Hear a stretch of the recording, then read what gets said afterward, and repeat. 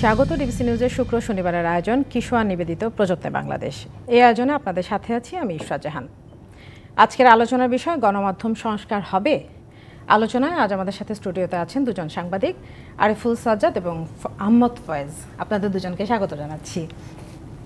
যেটা দিয়ে শুরু করতে চাই, এই বছরের মে মাসে আন্তর্জাতিক সংস্থা রিপোর্টার্স উইদাউট বর্ডার্স তারা বিশ্ব গণমাধ্যম সূচকে দেশগুলোর অবস্থানের যে প্রতি বছর রিপোর্ট প্রকাশ করে সেটা প্রকাশ করেছে। তো সেই সূচকে বাংলাদেশের অবস্থান হচ্ছে 165তম, মানে গত বছরের তুলনায় 2 ধাপ পিছিয়েছে বাংলাদেশ। বলা যায় যে দক্ষিণ এশিয়া মনে হয় আফগানিস্তান ছাড়া বাংলাদেশ, মানে শুধু বাংলাদেশের পর আফগানিস্তানের অবস্থান। এইটার কারণ কি, যদি আরিফুল সাজ্জাদ আপনি শুরু করেন। কারণ তো সবাই জানে, বলার অপেক্ষা রাখে না। আমরা সর্বশেষ যে বিষয়টা দেখলাম, দেশের মধ্যে একটা মানে কি বলবো, যে পুরো দেশটা পরিবর্তন হয়ে গেল। পূর্বতন যেসব পরিস্থিতি ছিল, কাঠামো ছিল, সব ওলটপালট হয়ে গেল। সেখানে গণমাধ্যম কি করেছে? একজন গণমাধ্যম কর্মী হিসেবে আপনাকে যদি আমি প্রশ্নটা করি, মানে এইগুলো নিয়ে তো আলোচনার কিছু নেই। মানে কি হয়েছে, আমরা কি করেছি, বা আমাদের সঙ্গে বিভিন্ন জায়গায় যারা আমি বলবো যে লিডারশিপ পর্যায়ে ছিল তারা কি করেছে আমরা তো দেখেছি। এটা যেমন একটা দিক। আর একটা হচ্ছে যে এই যে একটা রেজিম তৈরি হয়েছিল, বলা যায় যে 1.5 দশক ধরে, তারা কি করেছে? আপনি শুরুতে দেখেন, শুরুর দিকে কিন্তু একটা বিপুল ভোট নিয়ে এই সরকার যে রেজিমটা ছিল তারা এলো। এরপরে ধীরে ধীরে আমি আমার দৃষ্টিতে বলবো, মাঠের সাংবাদিক হিসাবে 2011-12 থেকে কিন্তু শুরু হলো ধীরে ধীরে, এবং হইতে হইতে 14 সালের নির্বাচনের আগে তারা কি করলেন, নির্বাচনটা কীভাবে করলেন, তারপর 18, তারপর 24, এই 3টা পরম্পরায় যাওয়ার জন্য গণমাধ্যম যাতে কথা বলতে না পারে, গণমাধ্যম যদি প্রকৃতভাবে কোনো কিছু তুলে না ধরতে পারে, এই জন্য যত আয়োজন করা দরকার, যত কালো আইন তৈরি করা দরকার। মানে বিষয়টা হচ্ছে, একটা রাজনীতিতে কথা আছে যে মানে ক্যারট অ্যান্ড মুগুর, মানে আপনাকে ক্যারট দিছে যারা গণমাধ্যম পরিচালনা করছে, তাদেরকে গাজর দেওয়া হয়েছে, খাওয়ানো হয়েছে। অন্যদিকে আবার একটা মুগুর তৈরি করা হয়েছে যে আপনাকে মারা হবে, তুমি কোন দিকে যাবা, মানে এইরকম একটা পরিস্থিতি তারা তৈরি করেছে। এটা যেমন ধরেন একটা বিষয় ছিল। অন্যদিকে গণমাধ্যম, ধরেন গণমাধ্যম একটা কমিটমেন্ট আছে। কমিটমেন্টটা কি আমরা সবাই জানি, যে সত্যকে তুলে ধরা, সাদাকে সাদা বলা, কালোকে কালো বলা, সিম্পল কিছু বিষয় আছে, বিস্তারিত যাওয়ার কোনো প্রশ্ন আসে না। সেই জায়গায় যখন গণমাধ্যম কর্মী হিসাবে আমরা কমিটেড ছিলাম, এবং আমাদের যারা লিডারশিপ ছিল বিভিন্ন গণমাধ্যমগুলোতে, কয়েকজন বাদে সবাই আসলে কি করেছে? আমি বলবো যে গণমাধ্যমের তারা যদি বিভিন্ন সময় কথা তুলে ধরতো, হ্যাঁ কেউ কেউ চেষ্টা করেছেন, কিন্তু সেটা যখন তারা একটা চেষ্টা করেছেন, তার বিপরীতে এই গণমাধ্যমের মধ্যে থেকে কিছু কিছু লোক তৈরি হয়েছেন, তারা আবার তাদের বিরুদ্ধে কথা বলেছেন। মানে আমাদের এক পক্ষ যে একটা মানে এই রকম হওয়া উচিত, এই আইনটা বাতিল করা উচিত, আমাদের ধরপাকড় করতেছে, এটা হওয়া উচিত না। যখনই তারা এটা বলছে, সঙ্গে সঙ্গে আর একটা বড় পক্ষ দাঁড়িয়ে যাচ্ছেন যে না না না, ওরা ভুল করছে, এই সরকারের সঙ্গে থাকতে হবে, এই সরকারকে রক্ষা করতে হবে। মানে এই সব বিষয়গুলো আমরা দেখছি। সবার মধ্যে রেজাল্টটা, আপনি যে পরিসংখ্যানটা বললেন, মানে এটা বলার আর অপেক্ষা রাখে না। মানে এরপরে আর কয়টা দেশ আছে আপনি যদি দেখেন, কয়টা দেশ আছে দক্ষিণ এশিয়ার কথা যদি বলি, শুধু আফগানিস্তান আছে। আর সভ্য দেশ যদি আমি বলি, হ্যাঁ এরপরে কি কোনো দেশ খুঁজে পাওয়া যাবে? মানে আমরা তলানির একবারে তলানিতে পড়ে গেছি। তাহলে মানে এইটা নিয়ে আসলে বলার কিছু নাই। এখন আমার মূল কথা হচ্ছে সামনের দিনে আমরা কি করব, সেগুলো নিশ্চয়ই আমরা আলোচনা করবো। আহমদ ফয়েজ, আপনার কিছু যোগ করার আছে কিনা এর সঙ্গে? না, দেখুন, আমরা আফগানিস্তানের মতো দেশের চেয়ে মাত্র একটা স্টেপ এগিয়েছিলাম। এশিয়ার সবগুলি দেশের নিচের দিকে আমাদের অবস্থান। এটা যদি আপনি দেখেন, আওয়ামী লীগ সরকারের যে 15 বছর, তার মধ্যে একটা গুরুত্বপূর্ণ সময় জুড়ে তথ্যমন্ত্রীর দায়িত্ব পালন করেছিলেন জাসদের সভাপতি হাসানুল হক ইনু। উনি একটা কথা বলতে বাধ্য হয়েছিলেন। দেখুন, ওনারাই কিন্তু সাংবাদিকদেরকে দলদাসে পরিণত করার চেষ্টা করেছেন এবং করেছেন। তারপরে এত দলদাসে আমরা পরিণত হয়েছি, উনি নিজেই বলতে হয়েছে যে দালালরা সাংবাদিকতা ছাড়ুন, সাংবাদিকরা দালালি ছাড়ুন। তো আমরা আফগানিস্তানেরও উপরে থাকা এটা সৌভাগ্য, আরও নিচে যাওয়া উচিত ছিল। এটার সাথে যদি আপনার সঙ্গে আমি একটা জিনিস প্রশ্ন যোগ করি, যে একেবারে মাঠ থেকে করে আনা রিপোর্টগুলো, যেভাবে আপনারা রিপোর্টগুলো করে নিয়ে আসছেন, সেই রিপোর্ট সেভাবে ছাপাতে পেরেছেন বা অন এয়ার করতে পেরেছেন কিনা, বা না পারলে কেন পারেননি?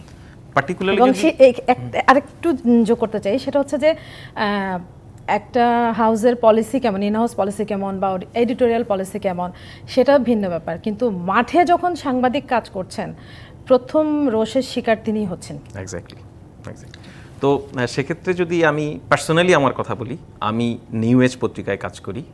নিউ এজের এডিটোরিয়াল যে পলিসি, আমরা নিউ এজে কখনোই কোনো সংবাদ প্রকাশ করার ক্ষেত্রে কোনো ধরনের বাধা ইন হাউস এবং বাইরে থেকেও পাইনি।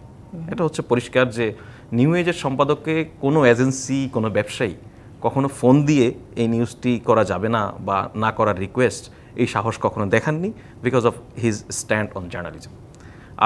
আমি একটা উদাহরণ আপনাকে দেই। এই গত সরকার, যে সরকার মাত্রই গত হলো, সেই সরকারের একজন প্রধানমন্ত্রীর ডেপুটি প্রেস সেক্রেটারি একটা নিউজের ক্ষেত্রে পার্টিকুলারলি আমাকে ফোন করে বলেছিলেন যে এই নিউজটা এই কারণে যাবে না। আমাদের ওই নিউজটাই শুধু যায়নি, আমাদের ওই নিউজে এই জিনিসও ছাপা হয়েছে যে প্রধানমন্ত্রী কার্যালয় থেকে একজন ডেপুটি প্রেস সেক্রেটারি ফোন করে বলেছিলেন যে এই নিউজটা যাবে না। এটা হচ্ছে নিউজের স্ট্যান্ড। আনফর্চুনেটলি বাজারের আর কোনো গণমাধ্যমই সম্ভবত এই অবস্থানটা ধরে রাখতে পারেনি, বজায় রাখতে পারেনি। এই না পারার ফলে কি হয়েছে সেটা আপনি দেখুন যে সাংবাদিক দালাল, সাংবাদিক ভালো না, সাংবাদিক দেশের শত্রু, এই যে অবস্থাটা আমরা চলে গেলাম, এটা কিন্তু আমরা যারা মাঠে কাজ করি আমরাও আক্রান্ত হয়েছি।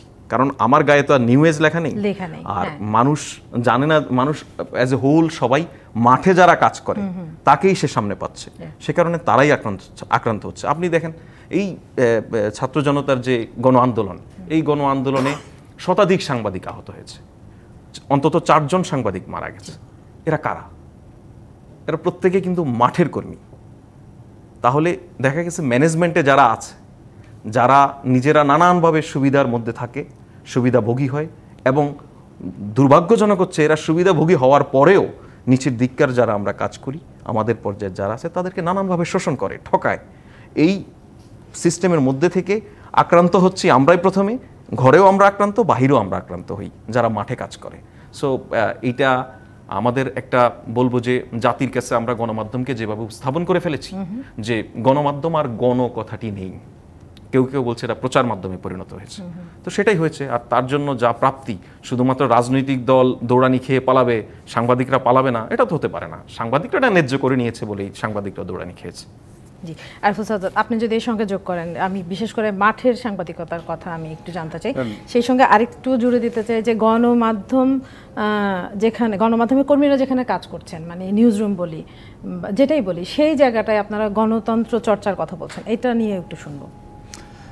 ফয়েজ যেটা বলছিল, মানে ও তো হচ্ছে মানে দীর্ঘদিন থেকে পত্রিকায় কাজ করে, আমি কাজ করি টেলিভিশনে, আমার ক্যারিয়ারটা শুরু টেলিভিশনে। টেলিভিশনের বিষয়টা আরেকটু অন্যরকম, মানে পত্রিকায় তাও ধরেন যে আইন কানুন এক্সিস্টিং রয়েছে, সেখানে অনেক কিছু করার একটা নৈতিক বা আইনি একটা ভিত্তিও আছে। কিন্তু টেলিভিশনে দেখেন যেভাবে লাইসেন্স দেওয়া হয়, পরিচালনা যেভাবে করা হয়, আর দর্শকের প্রত্যাশা কিন্তু টেলিভিশনের ক্ষেত্রে একটু অন্যরকম। পত্রিকা পরের দিন দেখছে, আর দর্শক কিন্তু টেলিভিশন যখন হচ্ছে তখনই দেখতে চায়।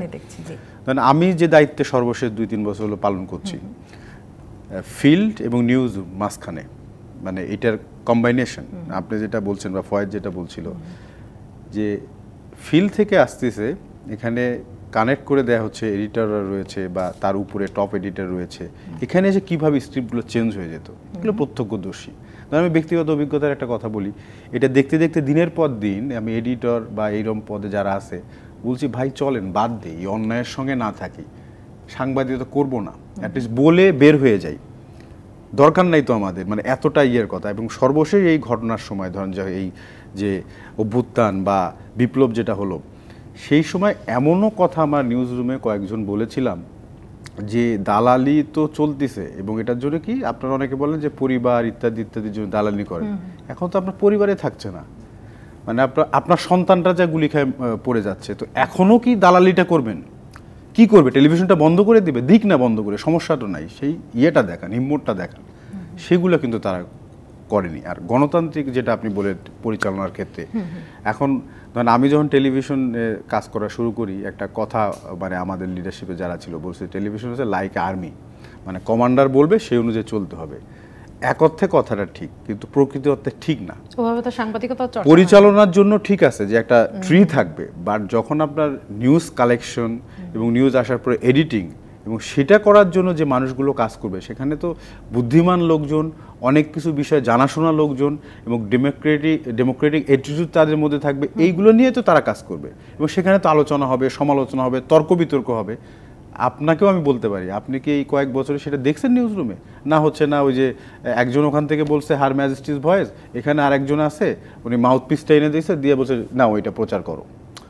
এর বাইরে তো কিছু হয়নি। এবং আপনি দেখেন এই কয়েক বছরে, 10 বছরে সাংবাদিকতায় আসছে কারা, সেটাও যদি আমরা দেখি, কোনো ভালো ছেলে মেয়ে বা সাংবাদিকতা চিন্তা ভাবনা করে, বিশেষ করে টেলিভিশনের কথা আমি বলবো, কেউ তো আসে নাই। আসছে কারা? বিভিন্নভাবে তারা বিভিন্ন জায়গা থেকে আসছে। এবং আপনি কিন্তু এমন একটা ব্যবস্থা কায়েম করছেন, প্রথমে এইটা হচ্ছে যে আপনি মাউথপিস হবেন ওই রিজমের, আর কিচ্ছু না। ন্যায় অন্যায়, রাজনীতি, কূটনীতি বা হচ্ছে ডেমোক্রেসি, এই সব কিছু না। আর মাউথপিস হওয়ার জন্য আপনার ভিতরে স্ট্রাকচার যেভাবে সাজানো দরকার তারা কিন্তু সেইভাবে সাজিয়েছে। এর মধ্যে ধরো হাতে গোনা আপনি 2-1 জন পাবেন যারা হয়তো টিম করে টিকে আছে এখনও। আর এখনও যে বিষয়টা চলছে, এখনই তো আমি তো কোনো পরিবর্তন দেখতেছি না অ্যাটলিস্ট নিউজ রুমগুলোতে। কেন সেই পরিবর্তন দেখছেন না? মানে এটার পিছনে কারণ কি? এখন তো একটা চেঞ্জ এসছে, সেটা শুনবো নিশ্চয়ই আপনার কাছ থেকে। আমি একটা ছোট্ট বিরতি নিয়ে আসতে চাই। না আচ্ছা, প্রশ্নটা করে যাই, কেন দেখছেন না? এটা শোনেন, মানে যারা এই টেলিভিশন বা এই পত্রপত্রিকাগুলো চালাতো এখনও তো তারা চালাচ্ছে, অথবা আগে যারা চালাইতো, মানে এই ঘটনা যখন শুরু হয় তার আগে যারা চালাতো, আমি বলতেছি যে ওই সময় হয়তো এতটা ছিল না, কিন্তু এই 15 বছর ধরে দেখছে, ধরেন যদি এ পার্টি চালাইছে তো বি পার্টির লোকজন দেখছে যে কিভাবে চালাইতে হয়, তারা এখন এসে কিন্তু বিভিন্ন জায়গায় দখল করতেছে। এবং দখল করে দেখেন, মানে এটা আমি মানে মানে বলতেই পারি যে দখল করার পরের দিন টেলিভিশনগুলোতে আমরা কি দেখলাম, এমন একজনের আমরা বক্তব্য দেখলাম টানা, যিনি অনেক দিন থেকে অফ ছিলেন। আমি বলতেছি না এটা ঠিক বেঠিক সেটা না, হুট করে রিভার্স হয়ে গেল। রিভার্স হয়ে আগে ধরেন একজনকে দেখতাম যে ওই যে আমি বললাম হার ম্যাজেস্টিস ভয়েস, কখন উনি শুরু করবেন কখন শেষ করবেন সব দেখতে হবে। পরের দিনে টেলিভিশনগুলোতে আরেকজন আবির্ভূত হলেন বা আর 2-3 জন আবির্ভূত, তাদের টানা দেখাইতে হবে। কারা করলো এটা? মানে এটা কি কোনো নিয়ম নীতির মধ্যে পড়ে? কি মনে হয় ভয় না অন্য কিছু? কেন? ডেফিনেটলি ভয়ের কথা যদি বলেন, ভয় তো একটা দিতে হয় মানুষের, আর নিজে থেকে একটা ভয় পাওয়া। যে আপনি যখন একটা মানে ওই লোকগুলোই তো যারা ওটা করেছে তারা বাঁচার জন্য মনে করতেছে এইটা করলে মনে হয় ঠিক হবে। সঙ্গে সঙ্গে আমি যেটুকু অভিজ্ঞতা দেখছি, যেমন আমি যদি বলি আমার নিউজ রুমে আমি প্রতিবাদ করে উঠছি, মানে বিষয়টা কি হলো, কারণ এই আন্দোলন সংগ্রামের মধ্যে দিয়ে আমরা কিন্তু অনেকে আবার প্রতিবাদ করতেছিলাম ভিতরে ভিতরে, এবং বলতেছিলাম এইভাবে চলতে পারে না, এইভাবে চলতে পারে না, গণহত্যা হচ্ছে, গণহত্যার সহযোগী আপনি হয়ে যাচ্ছেন, এগুলো বাদ দেন। এই হতে হতে তো ঘটনাটা ঘটে গেল, এবং ধরেন এই সব যারা প্রফেশনাল লোকজন ছিল তাদের কোণঠাসা করে রাখা হয়েছিল। যখনই ধরেন পরিবর্তনটা হলো, ওই লোকগুলো সঙ্গে সঙ্গে আবার বীর যে বিষয়গুলো সেগুলো তারা নিয়ে আসলেন, এবং তারা মনে করলেন এটা করে তারা রক্ষা পাবেন অথবা নতুনভাবে তারা থাকতে পারবেন। এটাই আমি দেখছি, মানে যদি আপনি সাধারণভাবে বলে, সাধারণভাবে আমার এটাই মনে হয়। একটা ছোট্ট বিরতি নেব আমরা। কিশোর নিবেদিত প্রযত্নে বাংলাদেশ অনুষ্ঠান একটা বিরতি নিচ্ছি, সঙ্গে থাকুন। আমন্ত্রণ আরও একবার কিশোর নিবেদিত প্রযত্নে বাংলাদেশে। আমাদের আজকের আলোচনার বিষয় গণমাধ্যম সংস্কার হবে কবে। আলোচনায় আমার সাথে আছেন সাংবাদিক আরিফুল সাজ্জাদ এবং আহমদ ফয়েজ। আহমদ ফয়েজ, আপনাকে দিয়ে শুরু করতে চাই। আরিফুল সাজ্জাদ যেটা বলছিলেন যে অনেক কিছু ঘটে যাওয়ার পরেও এখনও তিনি মনে করছেন যে গণমাধ্যম এখনও স্বাধীন না, স্বাধীনভাবে কাজ করছে না। কেন আপনার কাছে কি মনে হয়? না দেখুন, স্বাধীন না এটা কথা আমি বলবো না। স্বাধীন, যে কাজটা করছে সেটা স্বাধীনভাবেই করছে যারা করছে। কিন্তু মুশকিল হচ্ছে দীর্ঘদিন 15 বছর 16 বছর ধরে যে একটা অভ্যাস করে ফেলেছি আমরা যে সাংবাদিকতা করব, তো সেটা তো এখনো হয়নি। অভ্যাসের কারণেই এখনো দালালিটাই করছি আর কি। তো এতে দেখা যায় আমি নিশ্চিত করে বলতে পারি, নিশ্চয়ই প্রফেসর মোহাম্মদ ইউনূসের কার্যালয় থেকে কোনো গণমাধ্যমকে বলা হয়নি যে আপনি বারবার ইউনূসের খবর বেশি করে দেখান, আপনি বারবার সরকারের খবর বেশি করে দেখান। বরঞ্চ এই দাবি আসতে পারে যে যেই খবরগুলি আপনারা চাপের কারণে, নানান কারণে আপনারা আওয়ামী লীগের শেষ সময়ে, শেষ 15-20 দিন বা 35 দিন আন্দোলনের সময় দেখাতে পারেননি, সেই জিনিসগুলিকে আপনারা ফলো আপ মতো করে দেখানোর চেষ্টা করতে পারেন। কিন্তু আমরা উল্টা দেখছি কি, যে আগে আমরা শেখ হাসিনাকে যেভাবে তোষামত করতাম, আমরা নিজেদেরকে এখন আবার সেই জায়গায় নিয়ে গেলাম, প্রফেসর ইউনূসকে তোষামত করা শুরু করব। এইটা আমাদের চিন্তা করতে হবে। প্রফেসর ইউনূস সেই ব্যক্তি যা সে দুনিয়াতে এত এত বেশি প্রশংসা সে পেয়েছে, প্রশংসার সূচক তার নামের সঙ্গে জড়িত হয়েছে, সেখানে আমাদের এই প্রশংসা তাকে খুব বেশি বিগলিত করতে পারবে বলে আমার মনে হয় না। অন্তত ইমিডিয়েটলি সেটা হবে না। এবং আমি নিশ্চিত যে প্রফেসর ইউনূসের অফিস থেকে এরকম কোনো নির্দেশনা এখনও আসে নাই টেলিভিশনগুলির কাছে। ভবিষ্যতে আসবে কিনা জানি না, আমরা চাই না না আসুক, আর যদি আসেও আমরা এগুলিতে অভ্যস্ত হয়ে পড়েছি। সুতরাং সেটা তখন কীভাবে মোকাবেলা করা লাগবে সেটা তখন দেখা যাবে। কিন্তু এখন পর্যন্ত এই যে চরিত্র বদলায়নি, আগে এক দলের তোষামোদি করতাম, এখন ইন্টারিম গভর্নমেন্টের তোষামোদি করার একটা চেষ্টা করছি, এটা আমি মনে করি শুধুমাত্র অভ্যাসের কারণে, আর কিছু না। না শুধু শুধু তাই না, ধরেন একটা তো এখন যারা ক্ষমতায় আসছে একটা বিশেষ পরিস্থিতিতে, একটা অভ্যুত্থানের মধ্যে ক্ষমতায় আসে, তাদের কোনো পলিটিক্যাল পার্টি নাই। সামনে কি হবে, সবাই যেটা নর্মাল ইয়েতে যে একটা রাজনৈতিক ব্যবস্থা প্রবর্তন করতে হবে, এবং সেটা এই যে আজকে যেমন প্রফেসর ইউনূস তার এই যে গ্লোবাল সাউথে কানেক্ট হয়ে কিন্তু বলছে যে তার কিছু সংস্কার করে রাজনৈতিক ব্যবস্থার দিকে উনি যাবেন। এখন ওই যে আওয়ামী লীগ তো নাই, ধরেন ওনার নেতৃত্ব সবাই পালায় গেছেন, খুঁজে পাওয়া যাচ্ছে না, তাহলে আছে কারা? বিএনপি, জামাত বা অন্যান্য যে পার্টিগুলো আছে। ও তো বললো যে প্রফেসর ইউনূসের দপ্তর থেকে কিছু আসছে না, কিন্তু এদিক থেকে যে আসছে না সেটা তো আমরা যে আসছে না সেটা তো বলতে পারি না। আসছে না, বরঞ্চ অন্যভাবে অনেক কিছু আসছে, এবং তারা কিন্তু হ্যাঁ এই অবস্থায় তাদের নেতৃত্ব পর্যায় থেকে, ধরেন ব্যক্তিগতভাবে যদি আমি বলি, আমি হয়তো কিছু পাইনি, কিন্তু তার আশেপাশে যারা আছে তারা যে কত ধরনের বিষয় নিয়ে আসতেছে এবং কত ধরনের দাবি নিয়ে আসতেছে, এবং বিষয়টা হচ্ছে যে এইরকম, হ্যাঁ এতদিন তো এটা করছেন সেটা করছেন, এখন আমরা বলছি করবেন না কেন। অলরেডি কিন্তু একটা চাপাচাপি তৈরি হয়ে গেছে। ফলে দেখবেন আপনি মিডিয়াগুলো, টেলিভিশনগুলো বিশেষ করে কি প্রচার করতেছে, কোন দিকে যাচ্ছে, কি দ্বারা কি রিপ্লেস হচ্ছে। মাঝখানে যে কথাটা আমরা দীর্ঘদিন ধরে অভ্যন্তরে থেকে, এবং যখন থেকে আমরা সাংবাদিকরা যেটা নিয়ে আমরা লড়াই সংগ্রাম করতেছি, যে একটা পেশাদার সাংবাদিকতা করব, স্বাধীন সাংবাদিকতা করব, সেই পরিবেশটা কিন্তু একটু সুযোগ তৈরি হলেও সেটা কিন্তু আবার নষ্ট করে ফেলা হচ্ছে। এবং ধীরে ধীরে আমি বলতে পারি যদি এইভাবে চলে, এবং আমরা যারা এখানে আসি আমরা যদি আবার এটা মেনে নিই, তাহলে কিন্তু ওই আগে যা ছিল তাই হবে। এটা এখন আমাদেরকে দেখতে হবে সাহস করে, যেটা আমরা মেনে নেব না, আমরা এর মধ্যে থাকবো না। এবং আমরা যদি তাদেরকে বলি, তারাও বুঝতে বাধ্য যে এটা চলতে পারে না। এবং এখন তো ধরেন বিষয়টা হচ্ছে যে আওয়ামী লীগ নাই, ইউনূস সরকার রয়েছেন, সাথে আবার শিক্ষার্থীরা আন্দোলন করেছেন তারা রয়েছেন, ওদিকে আবার যারা সামনে জিতবেন বলে মনে করছেন তারা রয়েছেন।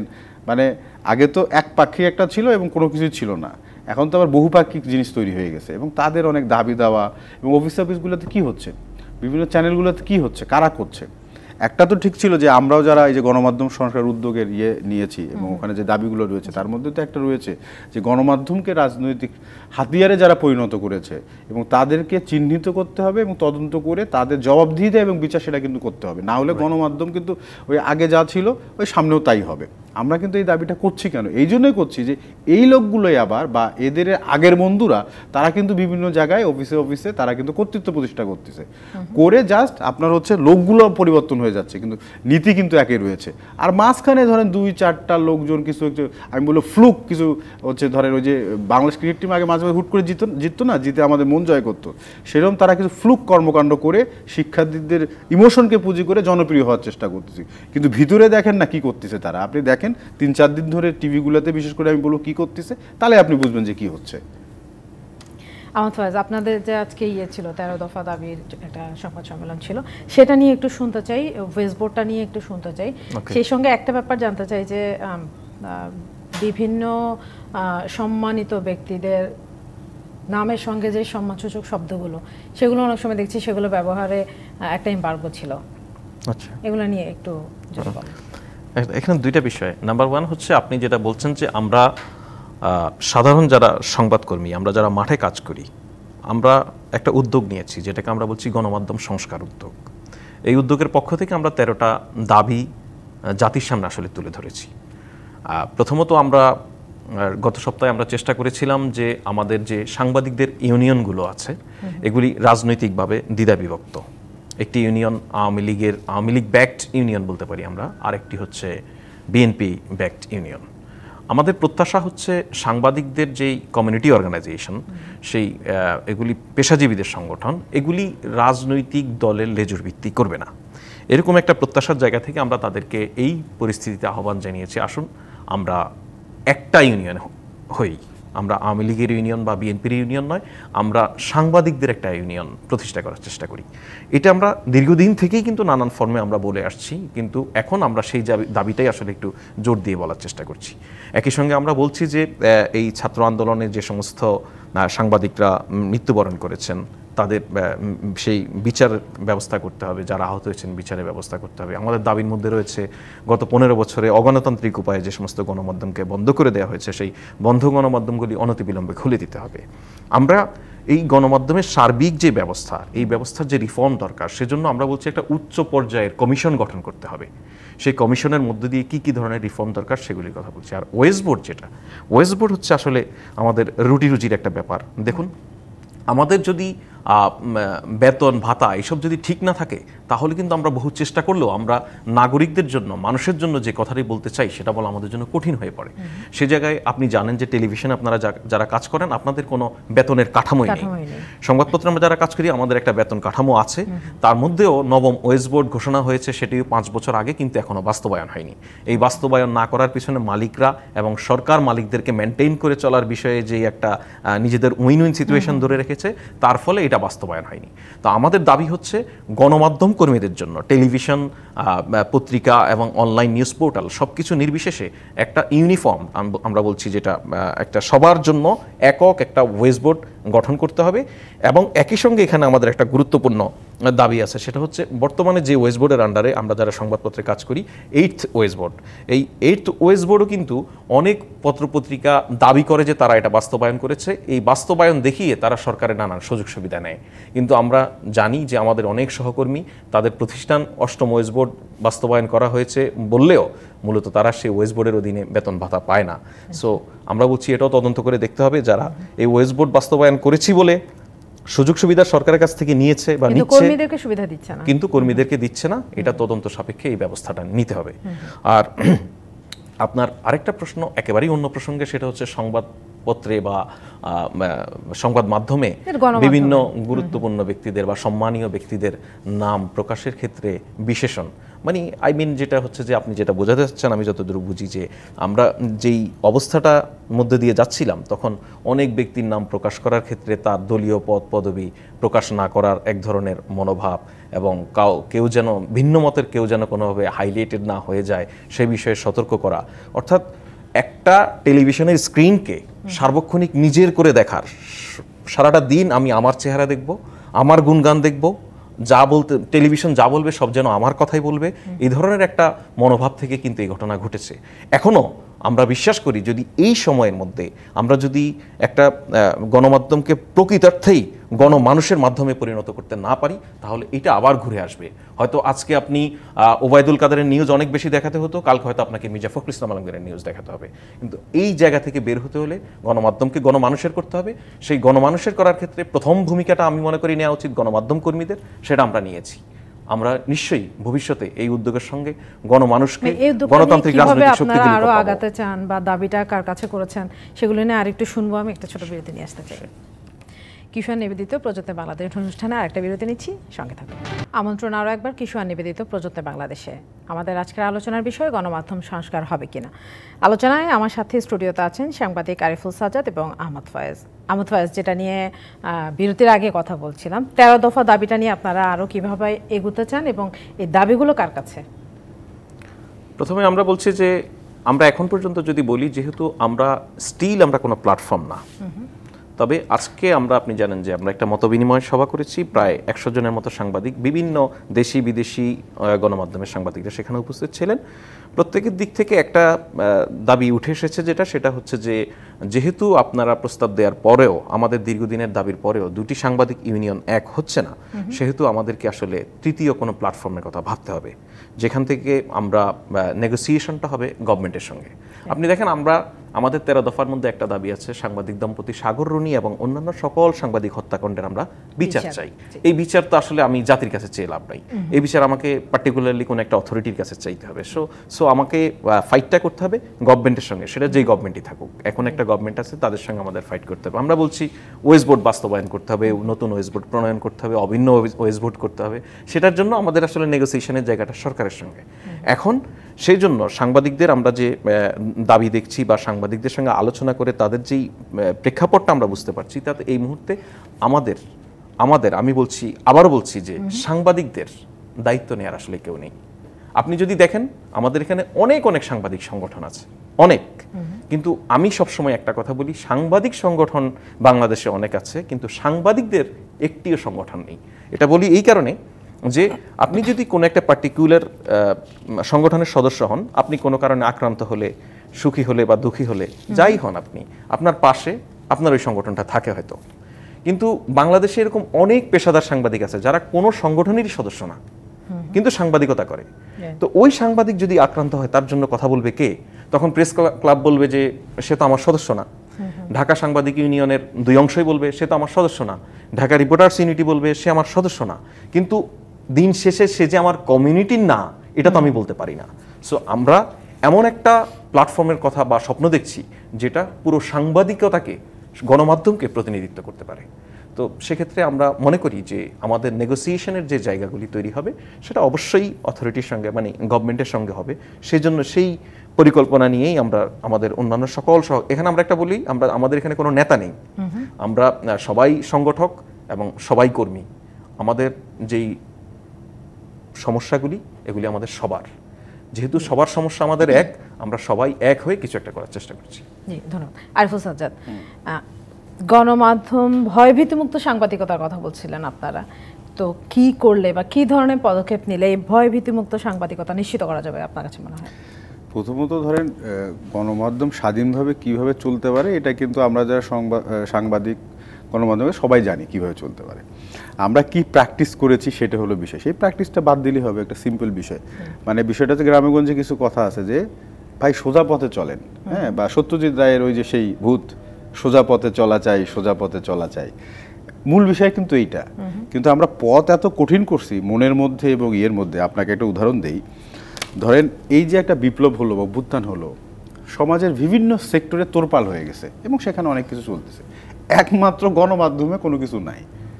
যে পক্ষ ধরেন হচ্ছে এই দালালি রাজনৈতিক টুলস হিসেবে ব্যবহার করছে, তারা একটু চুপ হয়ে গেছিল, হুট করে দেখলো না তাদের ভাই আরেক পক্ষ আসতেছে, ওদের সঙ্গে কীভাবে ভেড়ানো যায় সেই চিন্তা ভাবনা করতেছে। আমি ধরেন একজন নিউজ ম্যানেজমেন্টে কাজ করার কারণে যে ঠিক আছে, আগে তো করতে দেন নেই, এখন একটু করার চেষ্টা করি, তো কিছু রিপোর্ট করানোর জন্য ইয়ে করলাম। দেখলাম যে পুরো রিপোর্টিং টিম হতোদ্যম হয়ে গেছে, কি করবে বুঝে উঠতে পারতেছে না। কিন্তু মানে ও সে সাংবাদিকতা ভুলে গেছে, মানে এতদিন তো হচ্ছে ওই যে বললাম হার ম্যাজেস্টিস ভয়েস এইভাবে চলছে, তো সে ভুলে গেছে, সে মানে নামবে কি আনবে প্রতিনিয়ত, মানে সে কোনো চিন্তা করতে পারতেছে না। ফলে হয়েছে কি, আসলে খুন ললচে আসলে চেঞ্জ করতে হবে। প্রথমত ধরেন এই রেজিম যেটা তৈরি হয়েছিল, এই রেজিমের যারা সুবিধাভোগী এবং রাজনৈতিক টুলস হিসাবে যাদের আমাদের তৈরি করেছিল, তাদেরকে আসলে এখান থেকে যেতে হবে, এক। দ্বিতীয় হচ্ছে, আচ্ছা যাবে না যাবে সেটা তো আর ব্যক্তিগত বিষয়, কিন্তু যেটা আমি দাবি করতে পারি, তারা যে অপরাধ করেছে এবং গণহত্যার সহযোগী হিসেবে আবির্ভূত হয়েছিল, এই বোধোদয় আসলে তাদের মধ্যে আসলে হওয়া উচিত। এবং এই জন্য আমরা কী করতে, আমরা বলতে পারি, আমরা সাধারণ যারা সংবাদকর্মী আছি প্রতিটা গণমাধ্যম কার্যালয়ে, আমরা কিন্তু তাদেরকে মনে করাই দিতে পারছি, ভাই আপনি এটা করেছেন, এটা করা ঠিক হয়নি, আপনি বোঝেন, বুঝে সে সিদ্ধান্ত নেই সে কী করবে। সে কি জাতির কাছে ক্ষমা চাবে, ক্ষমা চেয়ে বলবে ঠিক আছে আমার ভুল হয়ে গেছে, আমি আসলে এই কারণে পারি নাই, এখন আমি এটা করতে চাই, তখন তার অবস্থানটা ঠিক হবে। আর একটা বিষয়, ওই বি পার্টি থেকে অনেকে যে আসতে যাচ্ছে, মানে বিএনপি মনস্ক যারা, হ্যাঁ অনেকে, হ্যাঁ তারা এক ধরনের নির্যাতন নিপীড়নের মধ্যে ছিল সাংবাদিকরা, তাদের মনস্ক সাংবাদিকরা যে কারণেই হোক, তো তারা এখন এমনভাবে আসার চেষ্টা করতেছে, মনে হয় আমি পাইছি একটা খোলা ময়দান, এসে সব কিছু দখল করে ফেলবো এবং ওরা যা করছে এর বিপরীতে আসলে আমরা এরকম করবো। আসলে এই মনোভাবও যদি থাকে তাহলেও তো আসলে ভয়ভীতিমুক্ত সাংবাদিকতা করতে পারবো না। আর একটা বলি যে প্রধানমন্ত্রীর কার্যালয়, গোয়েন্দা সংস্থা এবং হচ্ছে গোয়েন্দা সংস্থার যারা সম্পর্কযুক্ত অফিসের মধ্যে, সেটা নিউজ ম্যানেজমেন্টেও ছিল, রিপোর্টারদের মধ্যেও ছিল, কর্মীদের মধ্যে ছিল, তারা একটা প্রেশার তৈরি করতো। এইগুলো চলবে না, সোজা কথা, যে এইগুলো যদি বন্ধ করা যায়। এখন বন্ধ তো আর আমি বললাম যে ভাই বন্ধ করতে হবে, কয়েকদিন পর মানে দেখা গেল যে আমাকে বললো ভাই তুমি বন্ধ হয়ে যাও, মানে চাকরিটা নাই। হ্যাঁ, তার মানে চাকরির নিশ্চয়তার বিষয়টা লিগ্যালি এবং নৈতিকভাবে সেটাও থাকতে হবে।